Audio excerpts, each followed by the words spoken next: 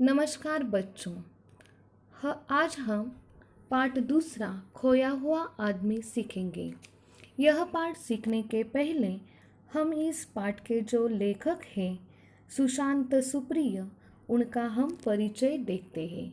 इनका जन्म 28 मार्च 1968 पटना बिहार में हुआ। उनकी शिक्षा अमृतसर पंजाब और दिल्ली में हुई। प्रकाशित कृतियाँ उनकी कौन कौन सी देखें? हत्यारे, हे राम कथा संग्रह, एक बूंद यह भी काव्य संग्रह उनका प्रकाशित है। उन्होंने कौन कौन सा सम्मान प्राप्त किया है देखें? भाषा विभाग पंजाब तथा प्रकाशन विभाग भारत सरकार द्वारा रचनाएं पुरस्कृत उन्होंने की और कमलेश्वर कथाबिंब कथा प्रतियोगिता मुंबई में लगातार 2 वर्ष उन्होंने प्रथम पुरस्कार प्राप्त किया। सिर्फ हिंदी भाषा में ही उनका लेखन कार्य नहीं है, अन्य भाषाओं में भी उनका लेखन कार्य उल्लेखनीय है, जैसे कि अंग्रेजी, उर्दू, पंजाबी, उड़िया, असमिया, मराठी, कन्नड़, मलयालम आदि भाषाओं में उन्होंने कहानियाँ और कविता लिखी है, वह उल्लेखनीय रही है। उनकी रचनाओं की विशेषता यह है कि रचनाएं जीवन की सच्चाइयों और विडंबनाओं का सीधे सीधे साक्षात्कार करवाती है। उनकी लगभग 500 रचनाएं प्रसिद्ध हैं। अब हमने देखा लेखक परिचय, अब हम देखते हैं इस पाठ्य के संबंध में पाठ्य का परिचय। पाठ्य परिचय देखिए, गद्य में क्या कहा है?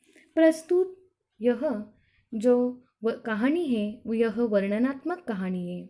खोया हुआ आदमी के माध्यम से लेखक ने समाज में व्याप्त ऊंच नीच, अमीर गरीब, जाति पाति आदि कुरीतियों को भुला देने के लिए प्रेरित किया है। इस कहानी से यह ज्ञात होता है कि अब अपने सच्चे कार्यों से कोई भी आदमी, पशु पक्षी, मानव सबसे आदर प्राप्त कर सकता है, यहाँ तक कि वह अच्छे वर्तनों से सबके दिल में जगह प्राप्त कर लेता है।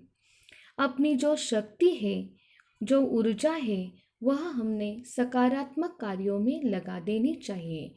यह हमें इस पाठ से संदेश मिलता है।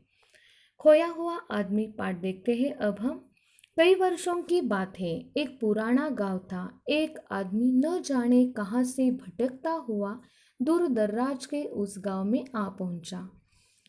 गांव के कुत्तों ने जब चिथड़ों में लिपटे उस आदमी को देखा तो उन्हें वह कोई पागल लगा। वे उस पर बेतहाशा भौंकने लगे। गांव के बच्चे खेल रहे थे। कुत्तों की देखा देखी गांव के बच्चे भी पूरी दोपहर उसे छेड़ते और तंग करते रहे। इसका आशय देखिए, यह जो कहानी है यह काल्पनिक कहानी है, जिसके माध्यम से लेखक हमें सीख देना चाहते हैं कि, और आशय देखिए इसका, दूर दराज में एक गांव है। गांव के नित्य क्रम चल रहे थे। बच्चे खेलने में मग्न थे। गांव के बूढ़े लोग पंचायत में यहाँ वहाँ जमा होकर गपशप लड़ा रहे थे। ऐसे में अचानक वहाँ पर एक आदमी आ पहुँचता है। उसके कपड़े एकदम फटे पुराने जीर्ण हो चुके थे। उसका पहराव और वर्तन चाल चलन देखकर कोई भी उसे पागल आदमी समझ सकता था और इसीलिए गांव के कुत्ते उस पर बेतहाशा भौंकने लगे। यह तमाशा जब उन खेलने वाले बच्चों ने देखा तो वह भी उस आदमी को तंग करने लगे। उसे तंग करना, चिढ़ाना, उसकी चुटकी लेना, इस तरह उसे तंग करते दोपहर हो गई। आगे देखिए, संयोग से किसी भले आदमी ने गांव के बच्चों को उस पर पत्थर फेंकते हुए देख लिया। जब वह भला आदमी उस आदमी के करीब गया तो उसके चेहरे पर मौजूद खोएपन के भाव के बावजूद उसे उसमें गरिमा के चिन्ह दिखे। यह आदमी पागल नहीं हो सकता। उसने सोचा गांव के उस आगंतुक भले व्यक्ति ने उस आदमी से उसका नाम पता पूछा, पर वह कोई उत्तर नहीं दे सका। वह केवल इतना बोल पाया, शायद मैं खो गया हूँ। यह सुनते ही गांव के उस भले व्यक्ति ने निश्चय किया कि वे सब उसे खोया हुआ आदमी कहकर बुलाएंगे। इसमें आए हुए कठिन शब्द देखो। चिथड़े यानी फटा पुराना कपड़ा, बेतहाशा बहुत तेजी से, छेड़ना चिढ़ाना चुटकी लेना, गरिमा गौरव, आगंतुक अचानक आने वाला, स्मृति यानी याददाश्त, लोप नाश होना। जहन का मतलब है मस्तिष्क। देखिए मस्तिष्क, आगे देखिए इसका आशय। गांव के भले आदमी ने यह सब देखा तो आगे गया और उस आदमी को देखा। उन्होंने देखा कि खोया हुआ आदमी होने के बावजूद भी उस आदमी के चेहरे पर एक तेज था, एक अपनापन था, सहज भाव था, जिससे उन्हें लगा यह आदमी पागल नहीं हो सकता। गांव के उस भले इंसान ने उस आदमी की जानकारी प्राप्त करने के लिए उसका नाम पता पूछा, पर वह कोई उत्तर नहीं दे सका।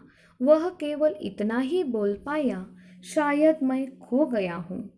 यानी कि वह अपना नाम पता, धर्म जात सब कुछ भूल गया था।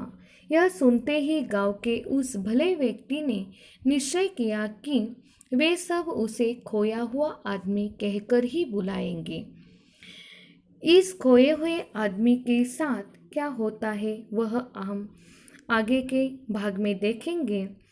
आज हमने जो पाठ पढ़ा है उस पर आधारित मैंने स्वाध्याय दिया है। वह स्वाध्याय आपको छुड़ाना है और आपके जो एडमिन हैं उनके नंबर पर आपको सेंड करना है, और इसकी जो उत्तर पत्रिका है वह कल प्राप्त होगी आपको। धन्यवाद।